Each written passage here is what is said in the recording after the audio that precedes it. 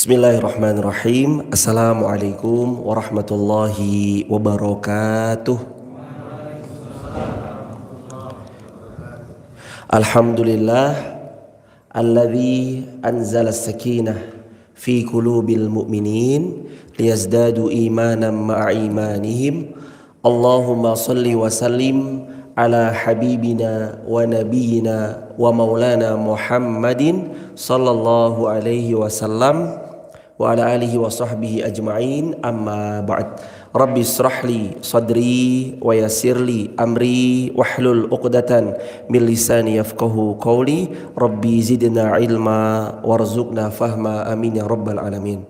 Teman-teman, anak-anak muda Wonosobo, Banjarnegara dan sekitarnya yang disayangi oleh Allah, mari senantiasa kita bersyukur pada Allah.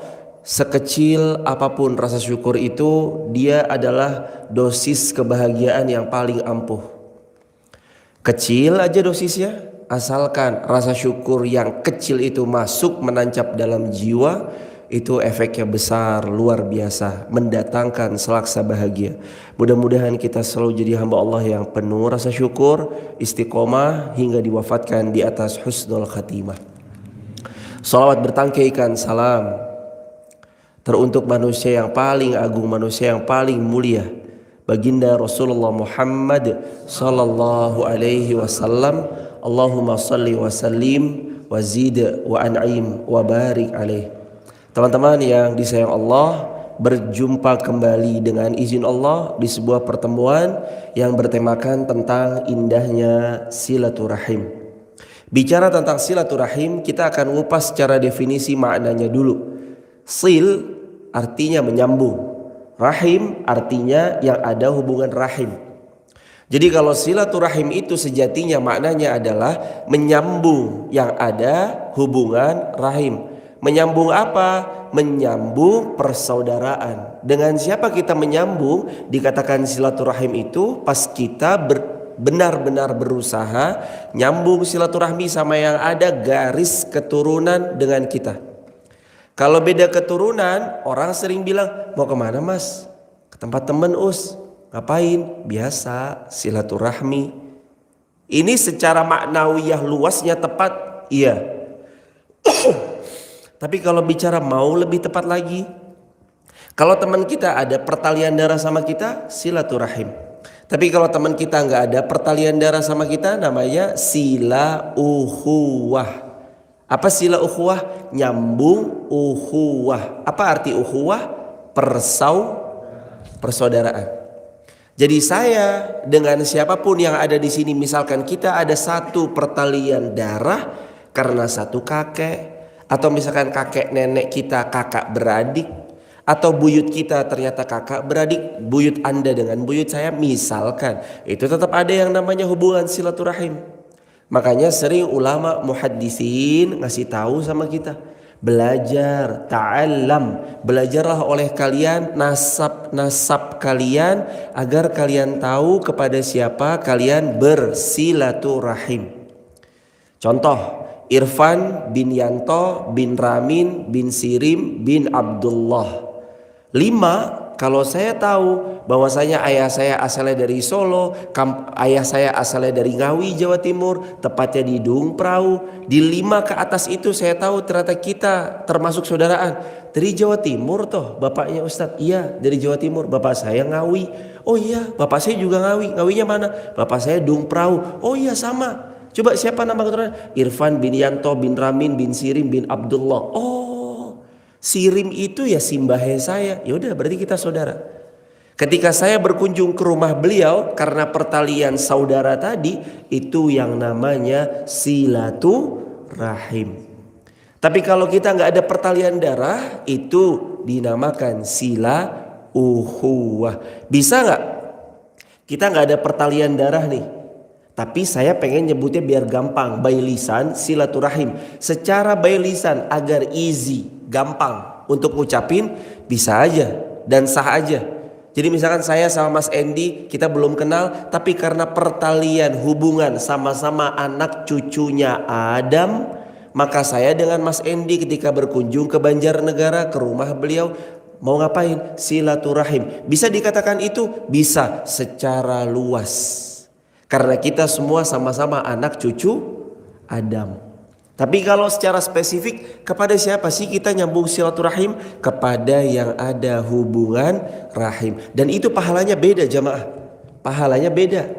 Pahala nyambung silaturahim sama yang ada hubungan rahim, sama menyambung sila ukhuwah kepada yang tidak ada hubungan rahim, pahalanya beda. Pahalanya beda. Datang Rasul SAW, datang seorang anak muda kepada Rasul Sallallahu Alaihi Wasallam. Anak muda ini nanya ke Nabi, ya Rasulullah, bagaimana pendapat Anda kalau saya bersedekah kepada fulan, disebutin fulan A ini, dia bukan saudara saya. Kepada fulan B, saya pengen bersedekah ke dia, dia saudara saya. Apa kata Nabi yang mulia Sallallahu Alaihi Wasallam? Nabi jawab, kalau kamu sedekah kepada A, kamu hanya dapat pahala sedekahmu saja. Tapi kalau kamu sedekah kepada si B, kamu dapat double. 1, dapat pahala sedekah. 2, kata Nabi yang mulia, kamu dapat pahala silaturahim. Karenanya jamaah, gak sama kalau kita sambung silaturahim yang ada pertalian darah sama kita. Maka kalau diantara kita bisa tahu siapa nasabnya, dia tahu siapa pamannya. Tahu siapa nasabnya, dia bakal tahu siapa pak de budenya. Tahu siapa nasabnya, dia bakal tahu siapa om tantenya. Bulenya siapa, dia tahu semua. Ketika dia tahu itu semua, mudah bagi dia kepada siapa sambung silaturahim. Itu secara definisi. Yuk jamaah yang dimuliakan Allah Azza wa Jal, mari sekarang kita sambung berdasarkan hadis Nabi yang mulia riwayat Bukhari Muslim. Bicara indahnya silaturahim, kalau tadi disampaikan Ustadz Witrianto tentang sesungguhnya silaturahim itu ganjarannya jannah, berhadiah syurga. Tapi ingat, mutus silaturahim, apa kata Nabi yang mulia? La yadkhulul jannah qati'.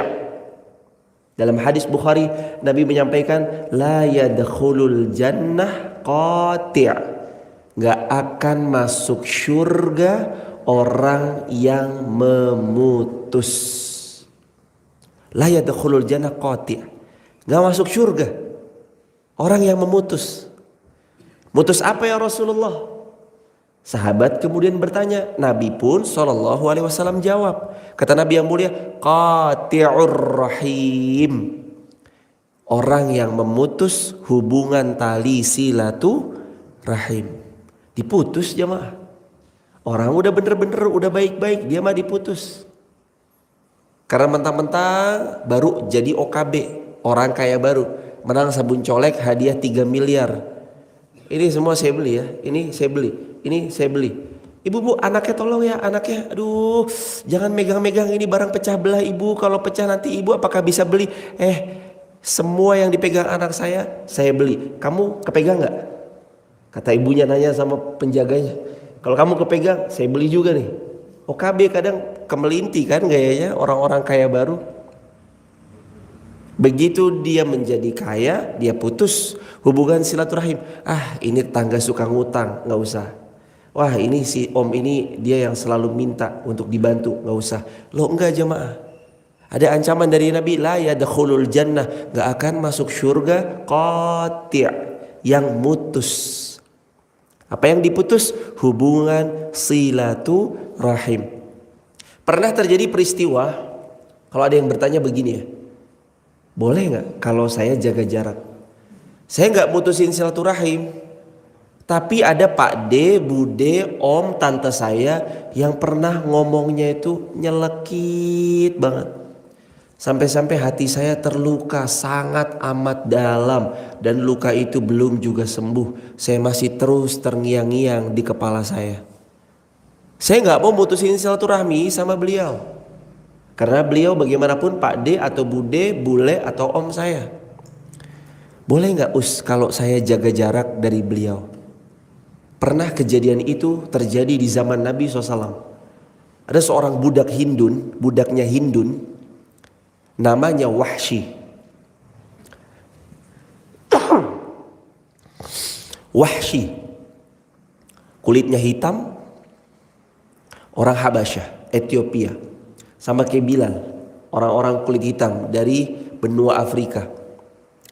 Wahsy pada sebuah perang yang bernama Perang Uhud itu sengaja dipasang Hindun jadi orang yang dipersiapkan untuk membunuh Hamzah. Untuk membunuh Hamzah, sahabat Nabi yang juga pamannya Rasulullah Muhammad SAW.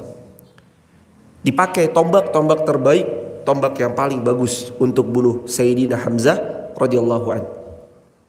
Wahsy, teman-teman yang disayang Allah, ketika sebuah peperangan kita udah menang, berada di titik 1-0, akhirnya para pemanah turun, akhirnya pasukan muslimin itu terlihat lenggang atau lengang. Terus kemudian 3 jenderal manuver balik. Waktu itu Khalid bin Walid belum masuk Islam, Ibnu Qami'ah dia emang mah kafir, tapi Khalid nanti ujung-ujungnya masuk Islam. Sama jenderal satu lagi, masih ingat ya siapa? 3 jenderal perang Uhud, 1 Ibnu Qami'ah, 2 Khalid bin Walid, yang ketiga siapa? Ikrimah bin siapa? Bin Abu Jahal, anaknya Abu Jahal tuh. Nanti 1 Ibnu Qami'ah mati kafir, 2 Khalid bin Walid sama Ikrimah bin Abu Jahal masuk Islam. Ikrimah tuh laki-laki ya, bukan perempuan. Sekali lagi, karena masih ada yang keliru, disangkanya Ikrimah tuh perempuan. Namanya aja kayak perempuan, tapi Ikrimah adalah sosok laki-laki. Teman-teman, begitu di manuver balik, kepukul, banyak orang mati syahid di medan pertempuran. Sahabat-sahabat Nabi banyak yang mati syahid di medan perang Uhud. Termasuk salah satunya Sayyidina Hamzah ditombak sama Wahsy. Dilempar tombak tepat di jantungnya Sayyidina Hamzah. Sayyidina Hamzah radhiyallahu an wafat di tempat. Ngelihat kejadian itu, Hindun berbahagia karena budaknya yang dia persiapkan bunuh Hamzah. Akhirnya Hamzah benar-benar terbunuh, dan ini sebagai balas dendam atas suaminya yang wafat di perang Badar. Jadi perang Badar itu kaum muslimin menang, perang Uhud itu sebagai pembalasan, balas dendam nih ceritanya kaum kufar pada perang Uhud. 70 orang sahabat wafat di perang Uhud kurang lebih. Ketika itu teman-teman, Hindun mendapati jenazah Hamzah ada di depannya, dibelah dadanya Hamzah. Setelah itu hatinya diambil. Setelah itu dikunyah hatinya Hamzah sama Hindun. Setelah dikunyah dilepehin lagi. Ada juga riwayat-riwayat yang mengatakan hidungnya Hamzah dipotong, telinganya dipotong, karena dia dendamnya luar biasa. Itu pas Wahsy masih kafir. Wahsy kemudian masuk Islam. Di dalam kitab Ashabur Rasul diceritain, ketika Wahsy masuk Islam, sahabat banyak yang bilang, Wahsy, mohon izin ya, jangan dekat-dekat, karena saya kalau ada di dekatmu, saya teringat bagaimana kejamnya kamu dulu memperlakukan Hamzah, karena kamu bunuh Hamzah. Dan sahabat itu bilang terang-terangan, fair. Bukan berarti benci loh ya, sekali lagi. Bukan berarti sahabat benci sama Wahsy yang sudah taubat, sudah masuk Islam, sudah beriman pada Allah. Gak benci, sahabat gak benci. Tapi sahabat selalu terngiang sebuah memori bahwa Wahsy begitu kejamnya pada Hamzah. Kalau bahasa kita, dimutilasi. Hidungnya dipotong, telinganya dipotong, dadanya dibelek, jantungnya diambil, dikunyah, dimakan. Allah. Ini kan jamaah yang menjawab pertanyaan tadi, boleh gak? Dia saudara saya, dia om, pak de, bule atau bude saya. Tapi kok saya pernah disakiti hatinya sama beliau, ucapannya itu nyelekit banget. Boleh gak sih kalau saya jaga jarak? Boleh. Jaga jarak boleh. Mana dalilnya? Tadi perlakuan sahabat kepada Wahsy setelah Wahsy masuk Islam. Bahwa memori di kepala itu gak bisa hilang teman-teman. Bahkan sampai dia meninggal. Bahkan sampai dia sudah menua, memori di kepala atas pahitnya sebuah peristiwa itu tetap loh. Jadi kalau kita hari ini hina orang, duh miskin banget kamu ya.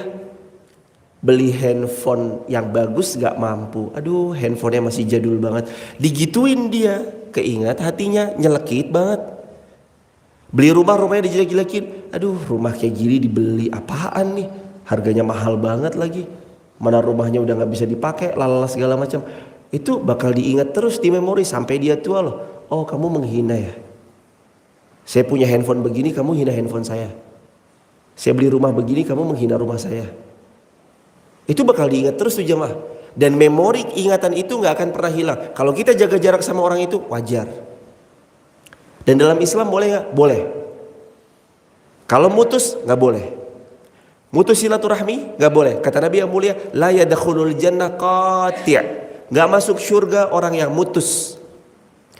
Qati apa ya Rasul? Mutus apa? Qati'ur rahim, putus silaturahim. Tapi kalau kita jaga jarak, bahkan bukan cuma sama Pak De Bude kita, bahkan kepada orang sahabat yang kita tahu banget kemelintinya kayak apa, belagunya kayak mana, songongnya kayak mana, kita kenal banget, paham betul sahabat ini.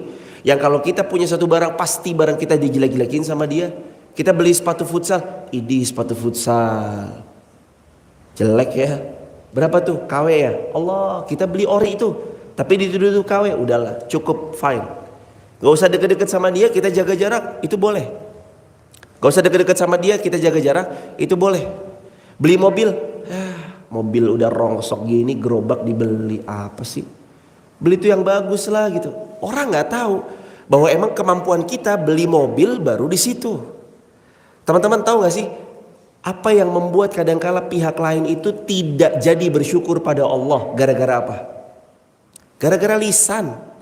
Lisan orang lain meremehkan apa yang dia miliki. Tahu nggak teman-teman yang dirahmati Allah? Ada seseorang beli mobil, emang dia baru mampunya beli mobil ya 50-an juta lah. Let's say katakanlah sebuah mobil carry. Dia emang baru mampunya gitu. Kamu kalau kemana-mana naik carry ini? Iya, kenapa? Gak panas gitu? Enggak tuh, enjoy aja. Terus ini mobil carry kalau hujan airnya gak terocoh ke dalam? Enggak, biasa aja. Ini mobil carry-nya kok suara mesinnya tuh kedengeran banget ya, kurang kedap. Gak kayak mobil saya tuh. Nih begini yang panas.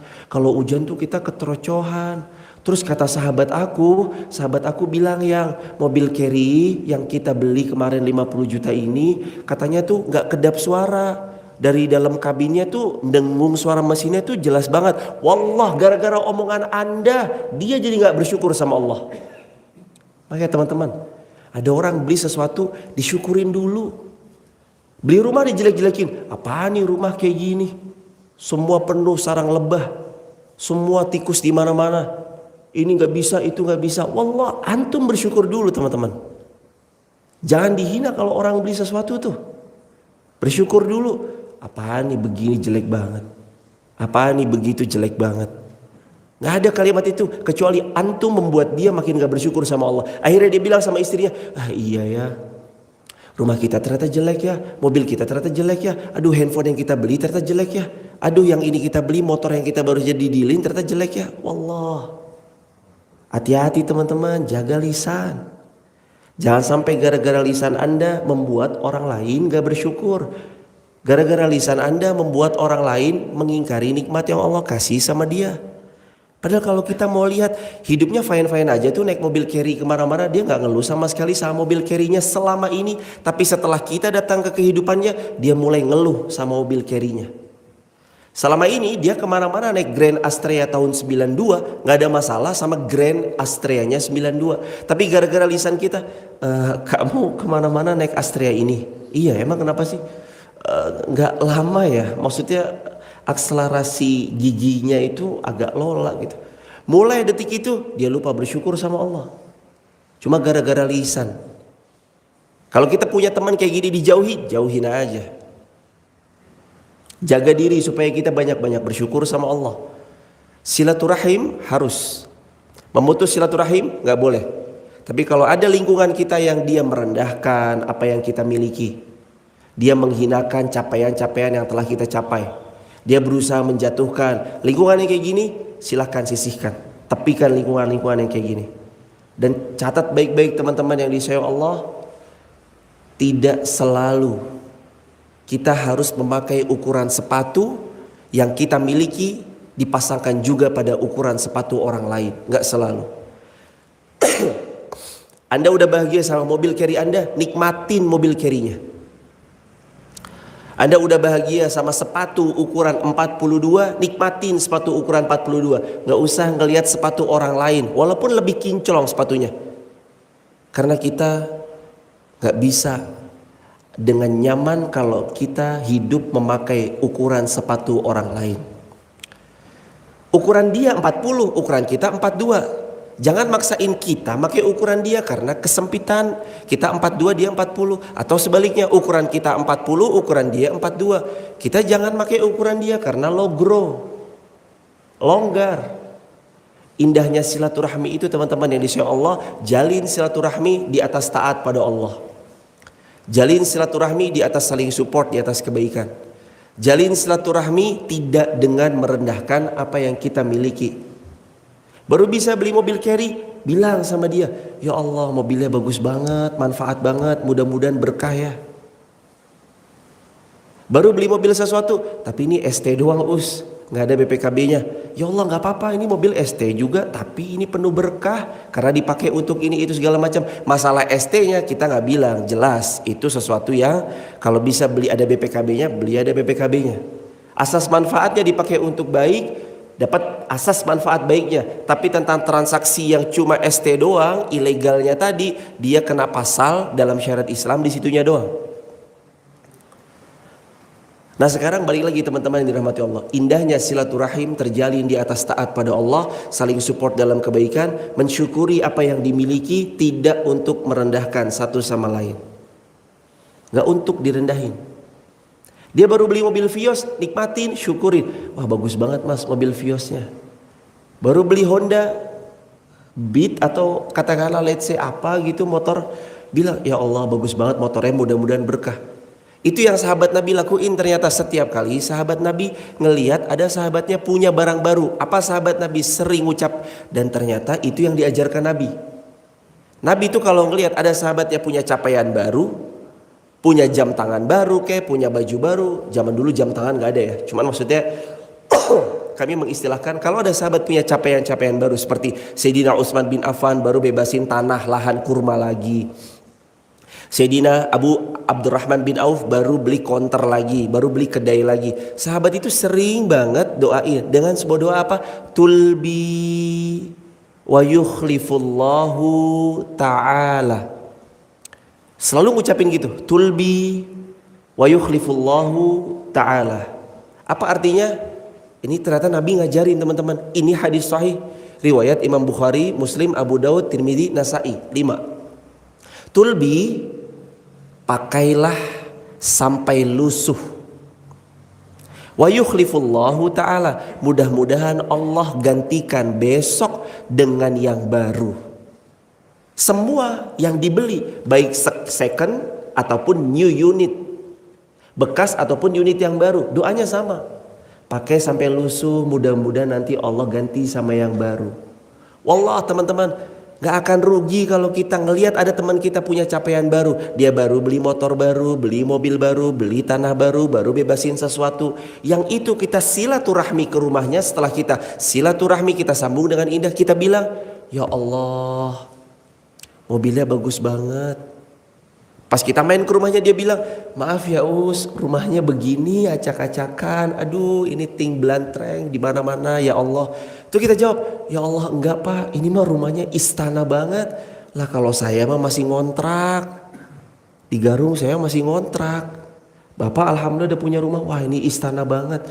Puji jemaah supaya dia banyak syukurnya sama Allah. Puji jemaah. Belajar yuk, belajar muji sesuatu apa yang teman kita capai. Dia baru buka konter baru, jangan alah konter baru mesti ngutang tuh ya, mesti riba tuh ya konter barunya ya. Allah, kita nggak tahu jemaah dia riba apa enggak, tapi yang jelas kalau dia buka konter baru kita doain dia tulbi wa yukhlifullahu ta'ala. Sekali lagi 3 ya, pondasi dasar silaturahim. 1, silaturahim itu berharap ridhonya Allah, dijalin di atas iman. 2, silaturahim itu karena kita senantiasa ingin membawanya dalam kebaikan. Ketiga, pondasi silaturahim itu harus dibangun di atas rasa syukur. Enak punya teman yang gak ngecilin kita. Ngelihat handphone kita yang masih mereknya Xiaomi, yang harganya let's say katakanlah 600 ribuan karena kita baru mampu belinya bekas. Gak dikecilin sama dia. Duh, handphonenya, aduh. Saya mah kalau udah ngetik pakai handphone Xiaomi 600 ribuan, pengen saya banting kali itu handphone, pakai ganjel pintu aja. Enggak. Dibilangin gitu, dia gak bersyukur tuh pulang. Bilang sama orang tuanya, apalagi anak-anak muda, "Mah, handphone aku 600 ribu kata teman aku, ini mah pantasnya buat ganjel pintu aja." Tapi aku pikir-pikir bener juga sih mah. Padahal sebenarnya sebelum temennya bilang ganjel pintu, handphone Xiaomi 600 ribunya tuh enak banget dia pakai. Lola, memang Lola sesuai harga. Second memang second. Sini tombol-tombolnya udah susah buat dipencet. Tapi karena dia penuh rasa syukur, nikmatin banget.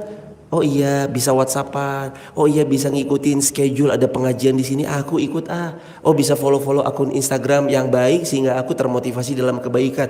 Wallah, teman-teman. Yuk, penuhi rasa syukur. Dimanapun besok kita silaturahim sama orang, coba penuhi rasa syukur. Ngelihat ada sesuatu, dia baru buat kolam ikan. Ya Allah, kolam ikannya bagus banget. Di situ ada ikan koinya. Doain, mudah-mudahan koinya sampai gede ya Pak. Ntar gede bisa dijual mahal ya Pak. Amin. Punya lagi kolam lele, doain. Wah, bagus banget kolam lelenya. Alah apa ini mah jelek kolamnya. Enggak, keren banget ini mah. Ada kolam kodok. Wah, kolam kodoknya keren banget. Kemarin kan kita ke Muslim United terus mampir ke Jogokarian. Di Jogokarian lantai atasnya ternyata ada kolam kodok. Mungkin itu ternak kecebong, cebongnya buat makan lele. Bisa aja kan mungkin. Back to the topic. Tentang silaturahim dijalin di atas iman, persaudaraan di atas Islam, dibangun dengan penuh rasa syukur. Ini indahnya silaturahim. Indahnya silaturahim dibangun di atas itu. Teman-teman yang disayang Allah, bicara lagi tentang silaturahim. Nabi SAW beliau juga menyampaikan sebuah kalimat yang seorang sahabat muda bernama Abu Ayyub Al-Ansari radhiyallahu an, beliau pernah nanya sama Nabi tentang sebuah question. Pertanyaan Abu Ayyub Al-Ansari, Abu Ayyub bilang gini, "Ya Rasulullah, amalan apa yang membuat aku masuk ke dalam syurga?" Wahai Rasulullah, amalan apa yang membuat aku masuk ke dalam syurga? Rasul menjawab, ta'budullaha wa la tusyriku bihi syai'a. Kamu ibadah sama Allah, kamu sembah Allah, beriman pada Allah, jangan sekali-kali berbuat syirik. Yang kedua, amalan masuk syurga nih. Yang kedua kata Nabi, wa tuqimus shalah, kamu dirikan salat. Kalimatnya itu tuqim. Tuqim tuh diriin salat. Apa makna diriin salat? Salat tuh enggak sembarang salat, cuma ritual semata. Salat tuh dihidupin, termasuk tempat salatnya, ruhnya dihidupin. Termasuk tempat salatnya, ruhnya dihidupin. Masjid dihidupin, teman-teman. Masjid dihidupin. Masjid-masjid dibuat ruhnya. Ruhnya tuh ada. Kayak gini loh, masjid tuh dipakai taklim. Kalau bisa jangan cuma kemis doang.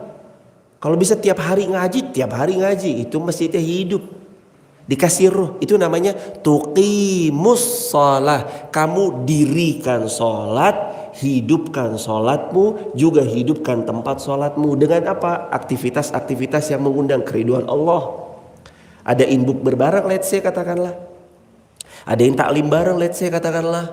Adain habis sholat kita baca 2 lembar dari Al-Quran gitu. Allah jemaah. Punya program-program. Wallah, itu namanya tuqimus shalah. Dirikan sholat.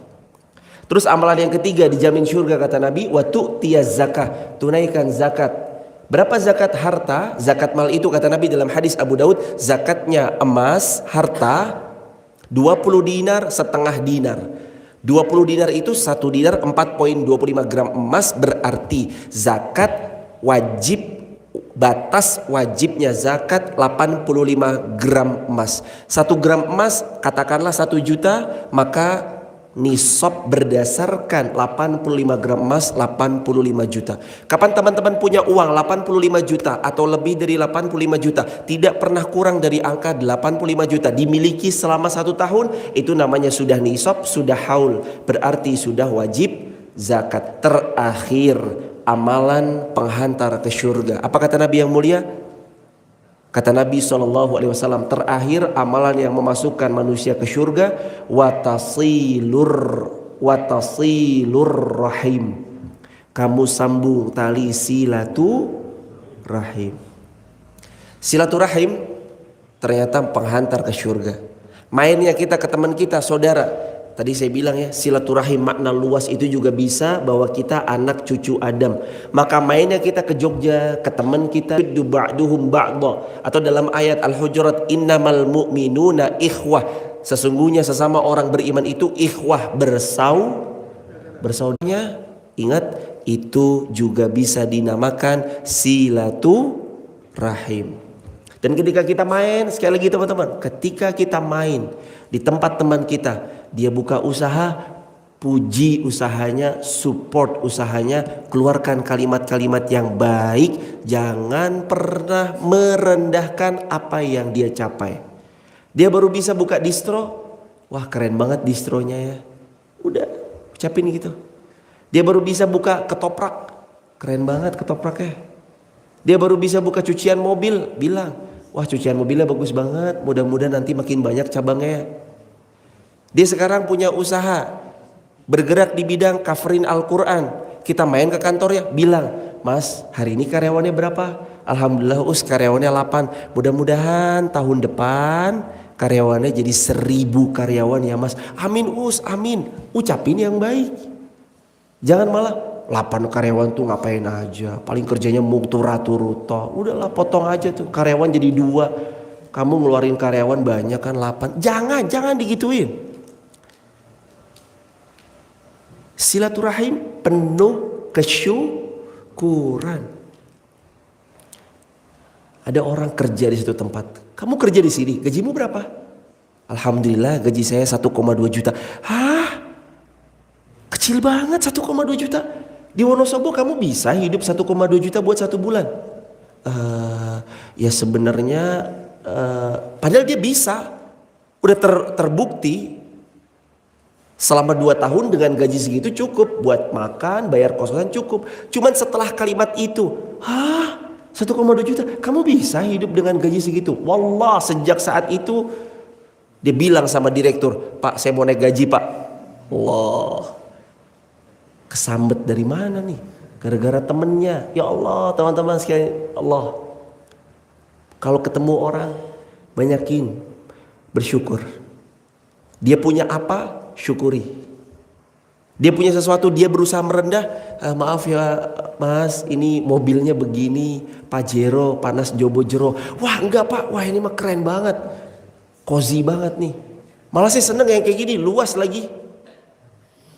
Maaf ya Pak, ini aduh bisanya jemput pakai gerobakan kayak gini. Wah enggak, malah saya seneng nih, Luxio tuh luas banget lagi. Kakinya bisa selonjoran, Allah nikmatin begitu, jangan malah iya Pak emang jelek nih gerobak, beli yang bagus lah gitu. Allah, besok pulang-pulang tuh dia jual Luxionya tuh, dijual Luxio saya gara-gara dikatain jelek kayak gerobak. Wallah jangan gituin lah, jangan gituin. Belajar nata lisan, belajar nata ucapan.